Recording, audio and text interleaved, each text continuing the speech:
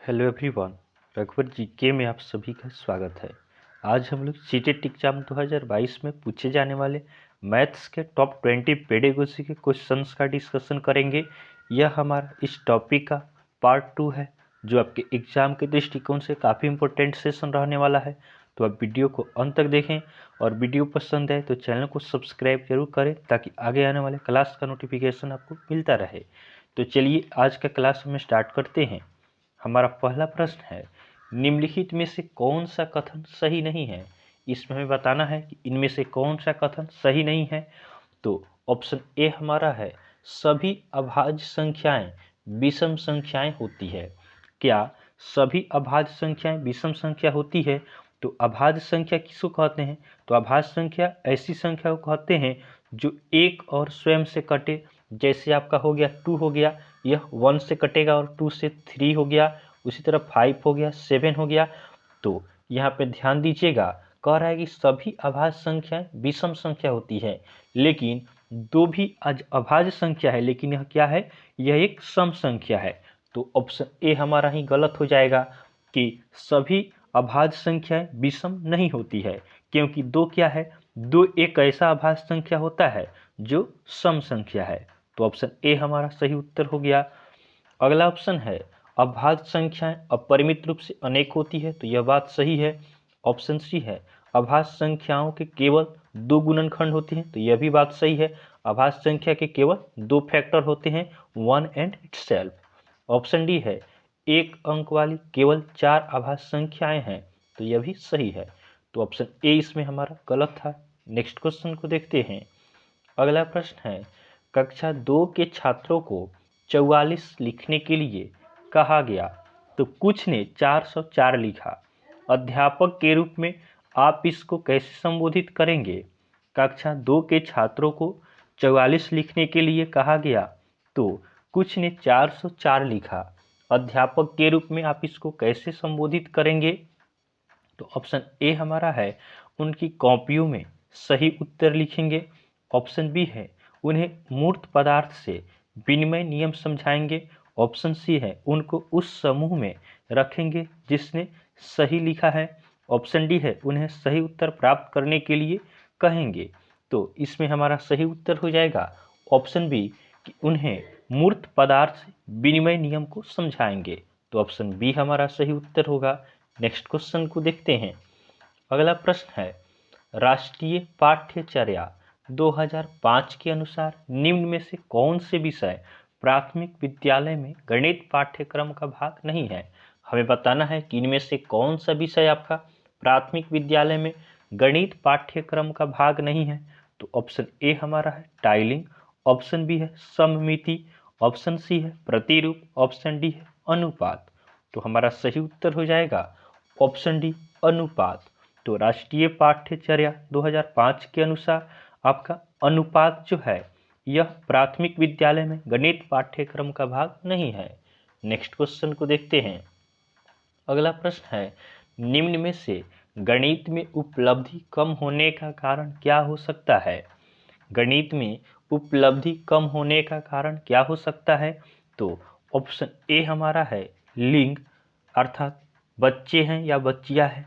Option B है सामाजिक सांस्कृतिक पृष्ठभूमि। ऑप्शन सी है गणित का स्वरूप। ऑप्शन डी है व्यक्ति की स्वाभाविक क्षमता। तो गणित में उपलब्धि कम होने का कारण क्या हो सकता है? तो लिंग नहीं हो सकता है, क्योंकि कोई व्यक्ति ऐसा नहीं होता है कि जो बॉयज़ हैं उनको ज़्यादा नॉलेज होता है, गर्ल्स को कम नॉलेज होता है गणित में। तो ये भी नहीं हो सकता है। सामाजिक सांस्कृतिक पृष्ठभूमि भी इसमें नहीं आएगा। गणित का स्वरूप भी नहीं होगा। तो हमारा सही उत्तर हो जाएगा ऑप्शन डी, व्यक्ति की स्वाभाविक क्षमता क्या होता है, इसका सही उत्तर होगा। नेक्स्ट क्वेश्चन को देखते हैं। अगला प्रश्न है, प्राथमिक कक्षाओं में बच्चों को गणित पढ़ाने के लिए बनाई जाने वाली पाठ्य योजना निम्न में से कौन सा अधिक महत्वपूर्ण है? प्राथमिक कक्षाओं में बच्चों को गणित पढ़ाने के लिए बनाई जाने वाली पाठ्य योजना का निम्न में से कौन सा अति महत्वपूर्ण है? तो ऑप्शन ए हमारा है पाठ्य पुस्तक के अनुक्रम का अनुसरण करना। ऑप्शन बी है गणितीय संकल्पनाओं को संरचनात्मक ढंग से प्रस्तुत करना। ऑप्शन सी हमारा है विद्यार्थियों को अवसर देना कि वे संकल्पनाओं की संरचना करें। ऑप्शन डी है क्रियाकलापों को लिखना और इस संदर्भ में प्रश्न देना। इसमें हमारा सबसे सटीक उत्तर होगा ऑप्शन सी कि विद्यार्थियों को अवसर देना कि वे संकल्पनाओं की संरचना करें। नेक्स्ट क्वेश्चन को देखते हैं। अगला प्रश्न है निम्नलिखित में से कौन से कथन की सहमति गणित के संरचनात्मक से की जा सकती है। इसमें हमें बताना है कि आपका निम्नलिखित में से कौन से कथन की सहमति गणित के संरचनात्मक से की जा सकती है। तो ऑप्शन ए हमारा है गणित तथ्यों को सीखने के बारे में है। ऑप्शन बी है गणितज्ञों से सच्चाई का आविष्कार अपेक्षित होना चाहिए। ऑप्शन सी है गणित पूर्णतया विषय परक है। और ऑप्शन डी है मानस दर्शन गणित का महत्वपूर्ण पहलू है। तो हमारा सही उत्तर हो जाएगा ऑप्शन डी कि मानस दर्शन गणित का महत्वपूर्ण पहलू है। तो गणित के संरचनात्मकता से की जा सकती है तो कौन सा होगा। तो यह होगा कि ऑप्शन डी हमारा सही उत्तर होगा कि मानस दर्शन गणित का महत्वपूर्ण पहलू है। नेक्स्ट क्वेश्चन को देखते हैं।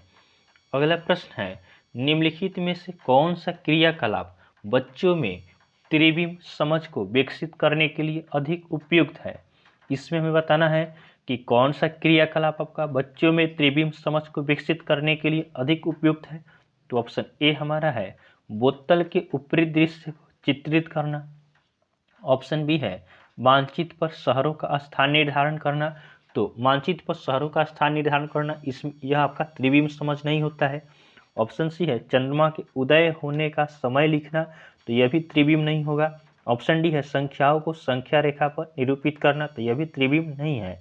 तो हमारा सही उत्तर हो जाएगा ऑप्शन ए कि बोतल के ऊपरी दृश्य को चित्रित करना यह क्या होगा त्रिविम होता है अर्थात 3 डायमेंशनल होगा। नेक्स्ट क्वेश्चन को देखते हैं। अगला प्रश्न है निम्नलिखित शाब्दिक समस्या के प्रकार पहचानिए। इसमें यह नीचे जो दिया गया है इसका प्रकार बताना है। मेरे पास 6 पेंसिल है। मनीष के पास मेरे से 2 अधिक पेंसिल है। तो मनीष के पास कितने पेंसिल है। तो यह किस प्रकार का प्रश्न है इसे हमें बताना है। तो ऑप्शन ए हमारा है तुलनात्मक जमा। ऑप्शन बी है तुलनात्मक घटा। ऑप्शन सी है व्यकलित जमा। और ऑप्शन डी है व्यकलित घटा। तो हमारा सही उत्तर हो जाएगा ऑप्शन ए यह क्या है तुलना हो रहा है और तुलनात्मक जमा हो रहा है। तो ऑप्शन ए हमारा सही उत्तर होगा। नेक्स्ट क्वेश्चन को देखते हैं। अगला प्रश्न है हिंदू अरबी गणना प्रणाली के लिए निम्न में से कौन सा विकल्प सही नहीं है। हिंदू अरबी गणना प्रणाली के लिए निम्न में से कौन सा विकल्प सही नहीं है। तो ऑप्शन ए हमारा है एक संख्या में अंक की स्थिति इसका मान बताती है। तो यह बात सही है। ऑप्शन बी है यह योगात्मक प्रकृति का होता है। तो यह भी सही है। ऑप्शन सी है इसमें आधार 2 की प्रणाली का पालन किया जाता है। तो यह नहीं होगा। तो ऑप्शन सी हमारा सही उत्तर हो जाएगा कि हिंदू अरबी गणना प्रणाली के लिए निम्न में से कौन सा विकल्प सही नहीं है। तो आपका हिंदू अरबी गणना प्रणाली में आपका इसमें आधार 2 की प्रणाली का पालन नहीं किया जाता है। नेक्स्ट क्वेश्चन को देखते हैं।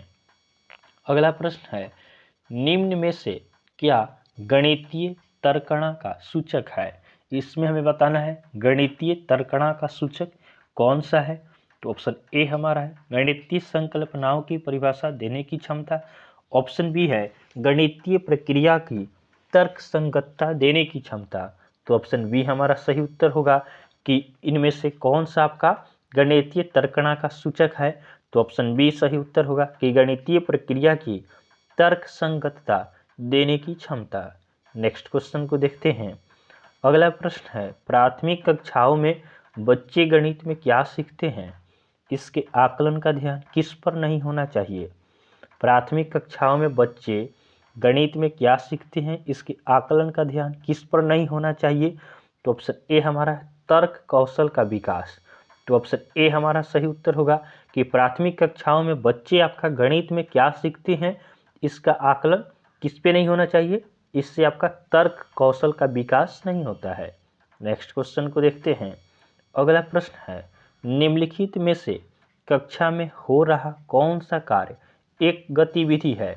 तो इसमें हमें बताना है कि इनमें से कक्षा में हो रहा कौन सा कार्य एक गतिविधि है?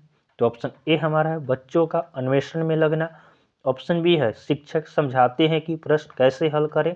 ऑप्शन सी है बच्चों द्वारा कविता के रूप में गिनती का वाचन। तो ऑप्शन सी हमारा सही उत्तर हो जाएगा कि कक्षा में हो रहा कौन सा कार्य एक गतिविधि है।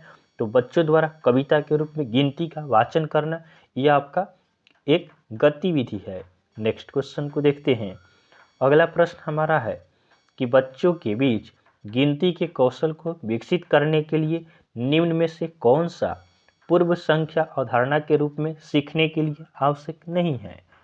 बच्चों के बीच गिनती के कौशल को विकसित करने के लिए निम्न में से कौन सा पूर्व संख्या अवधारणा के रूप में सीखने के लिए आवश्यक नहीं है?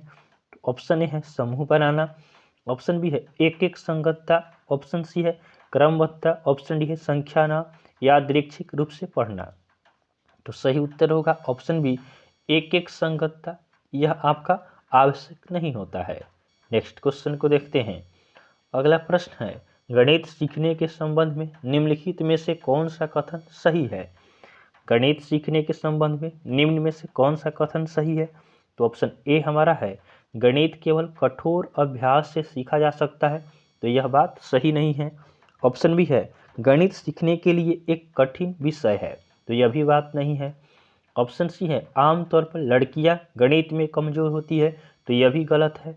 ऑप्शन डी है हर कोई गणित सीख सकता है। तो यह बात सही है कि गणित हो गया या कोई भी सब्जेक्ट हो गया वह कोई भी सीख सकता है। अगर कोई भी उसका स्टडी करेगा अच्छे ढंग से तो वह सीख सकता है। आज का हमारा लास्ट क्वेश्चन है कि पाइथागोरस प्रमेय को सिखाने के लिए एक शिक्षक ने एक शीट वितरित की है, एक शीट दी है पेपर का, जिस पर समकोण वाले चार भुजाओं को खींचा गया था, जिस पर समकोण वाले चार भुजाओं को खींचा गया था और बच्चे को त्रिभुज की भुजाओं के बीच संबंध खोजने के लिए कहा जाता है। इसमें शिक्षक ने प्रयोग की। इसमें शिक्षक ने क्या प्रयोग की? तो ऑप्शन ए है प्रयोगशाला विधि। ऑप्शन बी है आगमन विधि। ऑप्शन सी है निगमन विधि। ऑप्शन डी है व्याख्यान विधि।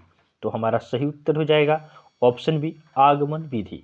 तो ऑप्शन बी हमारा सही उत्तर होगा। तो इस तरह हमने आपका मैथ पेडागोजी का टॉप 15 क्वेश्चंस को देखा है।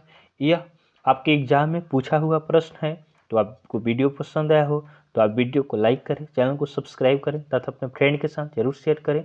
तो चलिए आज के लिए हम इतना ही रखते हैं, फिर आपसे नेक्स्ट वीडियो में मिलेंगे। तब तक के लिए धन्यवाद।